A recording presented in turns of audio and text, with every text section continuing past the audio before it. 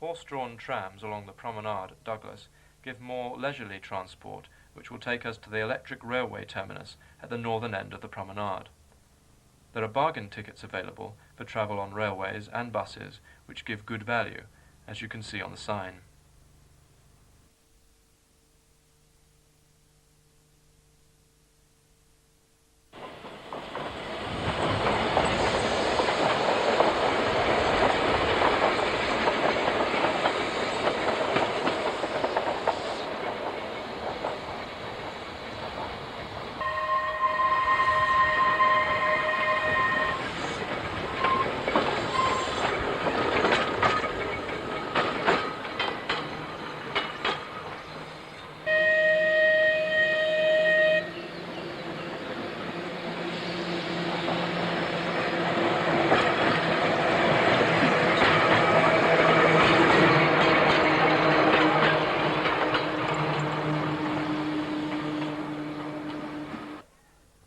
The Manx Electric Railway runs between Douglas, Laxey and Ramsey, with connection to the Snaefell Mountain Railway.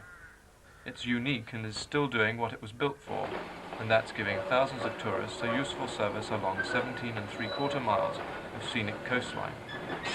It travels along the edge of cliffs and through lovely countryside. The cars climb the hills with ease. It's a most enjoyable rail journey.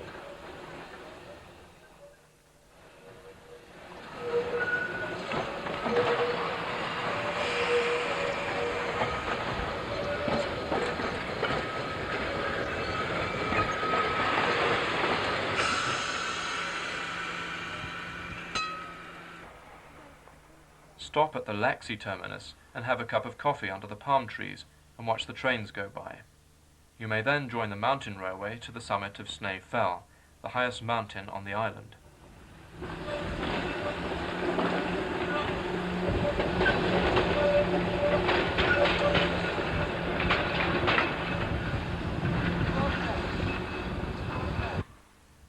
Don't miss Lady Isabella, the giant water wheel.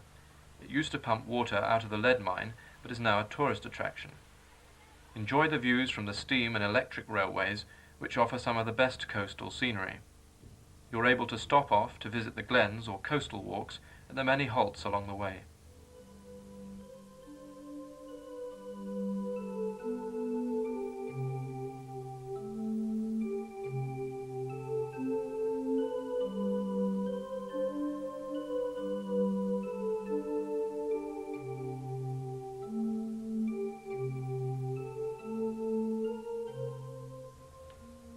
We've now returned to the tram sheds to have a closer look at the hardware.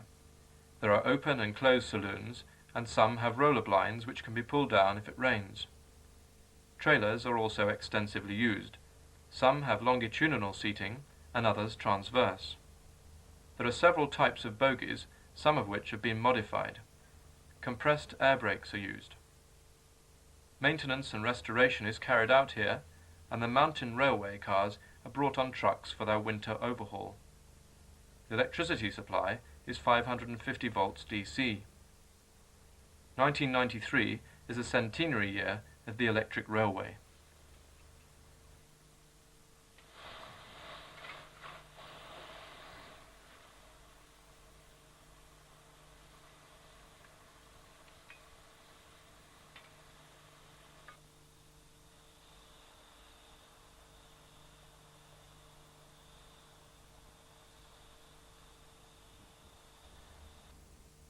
The mountain railway winds its way up the steep mountainside without the assistance of a rack and pinion.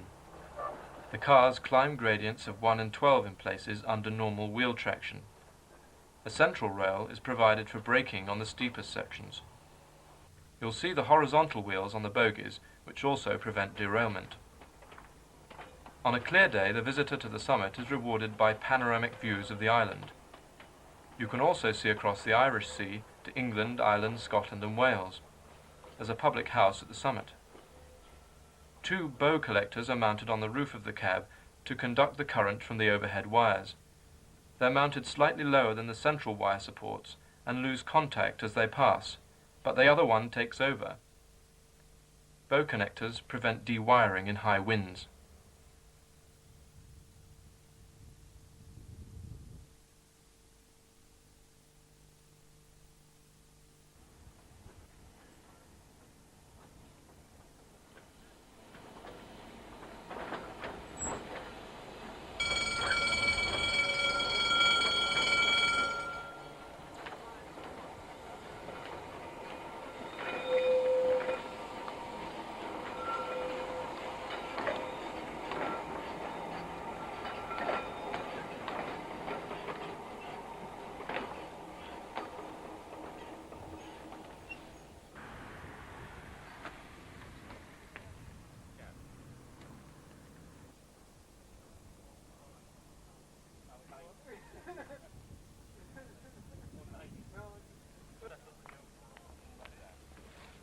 This parachutist descends from the summit, then catches the railway back up again.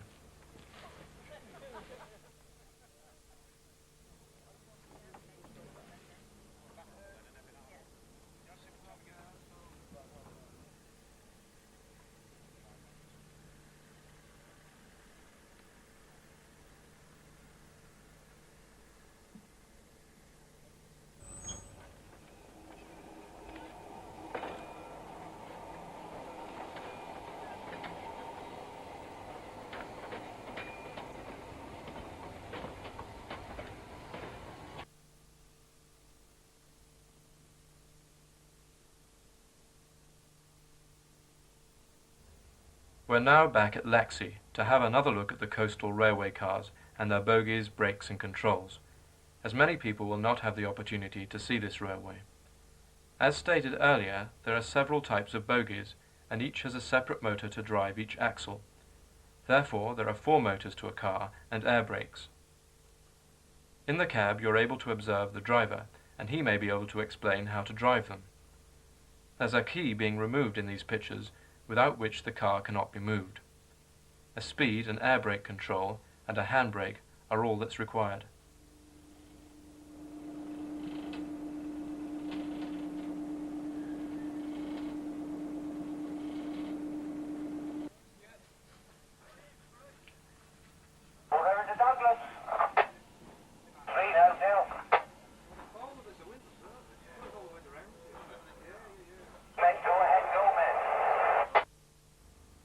If you visit the Isle of Man, do have a look at some of the 17 national glens.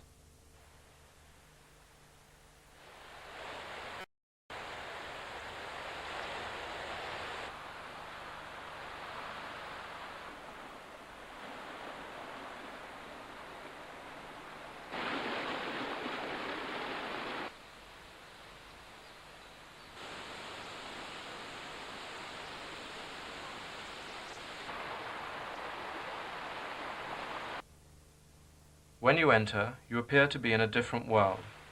You mustn't miss the Isle of Man's wonderful flora and fauna and the crystal clear water of the streams and rivers. The sound of small waterfalls and the absence of traffic and other noise provide a tranquil atmosphere which will enable you to switch off and relax. Some of the glens go right down to the sea edge and often end with a secluded cove. This makes an enjoyable walk with a difference. I'm sure you'll agree.